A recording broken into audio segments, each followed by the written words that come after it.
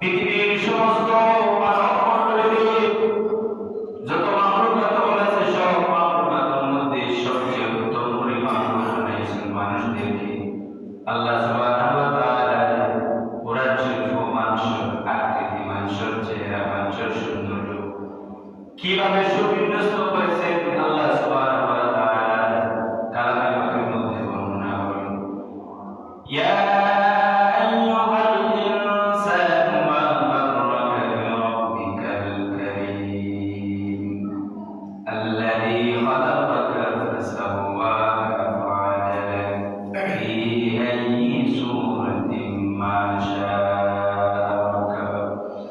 আল্লাহ সুবহানাহু ওয়া তাআলা পৃথিবীর সব মানবমণ্ডলীকে ডাক দিয়ে বলেন, ও দুনিয়ার মানুষ, ও মানবমণ্ডলী, আমি আল্লাহ তোমাদেরকে সুবিন্যস্তভাবে বানাইলাম, সুন্দর চেহারা দান করলাম, সুবিন্যস্তভাবে সৃষ্টি করলাম। বন্দা, কোন জিনিসে তোমারে আমি আল্লাহ থেকে সরাইয়া আছি?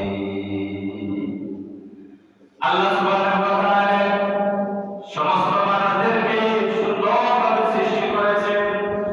আল্লাহ সুবহানাহু ওয়া তাআলা ফরমায়, আল্লাযী খালাকাকা ফাসাওয়াকা ফাআদালাকা ফি আইয়ি সূরাতিন মা শাআ রাক্কাবা।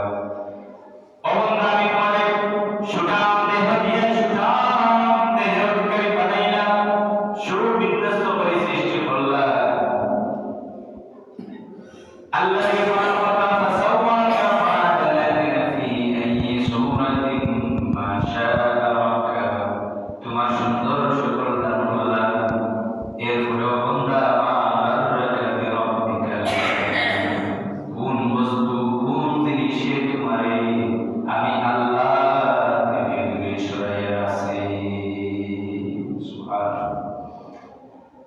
আল্লাহ পৃথিবীর মানুষদেরকে সুন্দরভাবে সৃষ্টি করেছেন। আল্লাহ সুবহানাহু ওয়া তাআলা কালামে পাকের মধ্যে বলেন, লাকাদ খালাকনাল ইনসানা ফি আহসানি তাকওয়িম।